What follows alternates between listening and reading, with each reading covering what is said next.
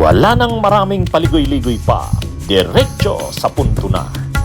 Maiksi lang ang komentaryo, pero diretso sa punto. Maraming kuro-kuro, may tiwali, may totoo. Dito, sa puntong diretso tayo. Punto, diretso. Ano bang totoo dito? Ha? Bakit parang galit na galit ang mga supporters ni Revilla? Siyempre, kahit ang Revilla, galit na galit kay Bernardo. Talagang nakasentro yung mga reactions nila, yung mga panawagan nila. Dapat daw, wag daw ipasok sa witness protection program si Bernardo.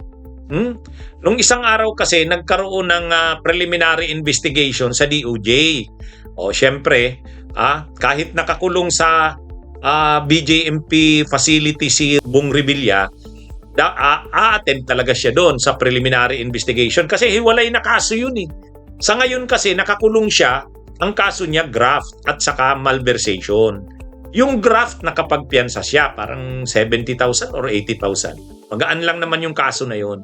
Pero yung malversation non-bailable. Kaya hindi siya naka-release. Pero yung mga naisampa na sa kanyang kaso na graft at malversation, pauna pa lang yun. Mayroon pang separate na kaso na nasa preliminary investigation pa lang. Yan yung dinidinig sa DOJ. O syempre, kailangan niyang mag-attend doon sa hearing na yon. So dinala siya, nakaposas, naka-PDL na yung normal na damit ng preso, anang isang PDL, person deprived of liberty. O ngayon, habang papunta siya doon, yung mga supporters niya galing Cavite, ayun, nagrarally doon sa labas. Binabasa ko yung mga tarpaulin sila, ang mga nakalagay, Yusek Bernardo, panagutin, ikulong. Hindi dapat maging state witness ang mastermind. Yusek Bernardo, panagutin. Talagang si Yusek Bernardo, yung kanilang pinag-iinitan, mga kabunyog, mga kababayan. Galit yung mga Revilla at yung mga supporters nila kay Bernardo. Kasi si Bernardo yung si Bernardo talaga yung main na witness laban kay Bong Revilla. Ay kaya lang ginawa na, pumasa na si Bernardo sa witness protection program. Pasado na siya sa pagiging state witness. Ibig sabihin, hindi nakakasuhan si Bernardo. Instead, gagamitin na siya ng gobyerno na state witness laban kay Revilla. Ay di syempre, galit na galit ang mga supporters nila at ang mga Revilla. Kasi si Bernardo talaga ang nag-pin down kay Revilla eh. Napakalinaw pa naman ng mga naratibo ni Bernardo. Unang-una, siya pa mismo ang nagdala ng pera doon sa bahay ni Revilla. At si Revilla pa rin mismo ang tumanggap. Doon, kaya pag sinalang yan si Bernardo, magpipresent yan ng mga ebidensya niya. Siguro, baka nung mga araw na yan, halimbawa, pumunta siya ng Bacoor, baka may ipipresent siya dyan ng mga, siguro, may conversation sila ni Bong Revilla. Hindi naman sasabihin yun ni Bernardo nang wala siyang mga supporting evidence o mga suportang ebidensya doon sa sinabi niya laban kay Bong Revilla. Kaya medyo galit talaga itong hindi pala medyo, sobrang galit ng mga Revilla kay Bernardo. Kaya kinukontra nila yung pag-aproba kay Bernardo bilang state witness. Kaya yung mga panawagan ng mga nagrarally sa labas ng DOJ nung araw na yun na nandun si Revilla, ang panawagan nila, hindi dapat gawing state witness si Bernardo. Bernardo, mastermind, panagutin. So ang inaakusa nila, si Bernardo ang mastermind. Kaya ito ang dapat makulong, makasuhan. Ginawang state witness si Bernardo eh. Kaya nga ang sabi ni Revilla, wala kung paano nakakatulog yung mga nag-akusa sa akin. Marami kasing alam si Bernardo. Ninong daw si Bernardo ng anak ni Revilla. Si Revilla din yata, ninong din ng anak niya eh. Talagang malalim ang pinagsamahan nila. Malalim ang kaya maraming alam si Bernardo talaga kay Revilla. Kaya lang, siyempre nasukol na si Bernardo. Wala na. Parang sa kanya, wala na siyang magagawa. Sasabihin niya na ang lahat niyang nalalaman. At saka pinapasauli sa kanya. Yung mga di umano'y ninakaw niyang yaman, siyempre yung mga nakuha ni Bernardo, 1 billion yata. 1 billion ang pinapasauli kay Bernardo. Bahagi yan nung agreement o kasunduan sa kanyang pagiging state witness. Sasabihin niya ang lahat ng niyang nalalaman at ibabalik niya yung halos 1 billion ang kinukompute na dapat niyang ibalik. Kaya naaprubahan yung kanyang witness protection program. Ginawa siyang state witness. Pero siyempre, galit na galit sila Revilla. Kasi siya lang naman talaga yung pinakamatibay na testigo laban sa kay Bong Revilla.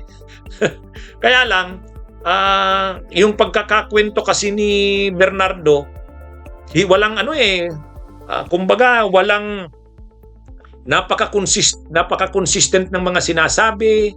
Yung alam na alam niya talaga ang lugar ng Revilla. Yung relasyon nila ng Revilla ay malapit talaga. Close talaga sila. Kaya ang hirap lusutan ito ni Revilla. At saka yung mga projects ni Revilla dun din sa Bulacan. Binisita pa ni Revilla 'yon nung may mga pictures din na nandun si Revilla mismo sa Bulacan. Kasama niya yung si District Engineer, dating District Engineer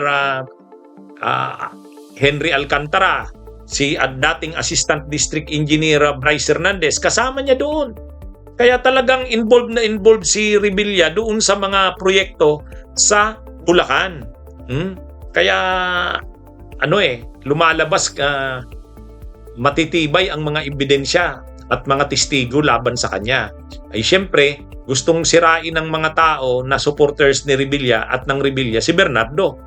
Kasi pag nawala si Bernardo, pag hindi na ito state witness laban sa kanya, magiging mahina na ang kaso ng gobyerno laban kay Revilla. Kaya kay Bernardo talaga sila galit na galit. At ang sinasabi ni Revilla, nakakatulog pa kaya ang nag-aakusa sa kanya. Parang kung titingnan mo, ang pinapalabas ni Revilla, hindi totoo yung mga sinasabi sa kanya na inaakusa lang siya, ginagawan lang ng mga ng mga kasinungalingan. Wala daw siyang kasalanan. Pero sa isang banda rin, pwede mo ring sabihin na ang sama ng loob ni Revilla ay nakakatulog pa ba ang mga gumagawa nun sa kanya? Nung parang magkakasama sila sa lahat ng ginagawa na yan. Sa lahat ng nangyari na yan, nanginabang sila lahat. Tapos ngayon, siya lang yung magidudusa. Kasi sila Bernardo, state witness na. Ibig sabihin, drop na yung charges sa kanila. Kaya nga yung reaksyon ng abogado Anong abogada pala? Apat silang respondents o pinapanagot dyan. Si Bryce Hernandez yata, si Revilla, si Bernardo, at saka si Alcantara. Tapos pagdating ngayon, lahat ng tatlo,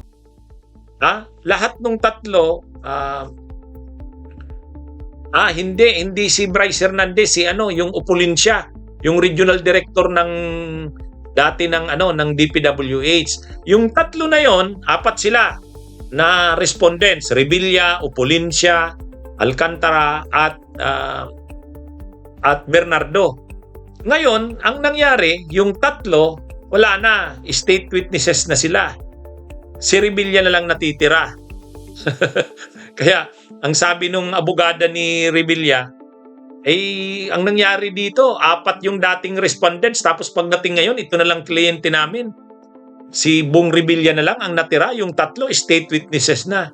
O kaya, ang sabi nga, pwedeng yan yung kung titingnan mo, lahat naman sila nanginabang, tapos pagdating ngayon, siya lang yung nagdudusa.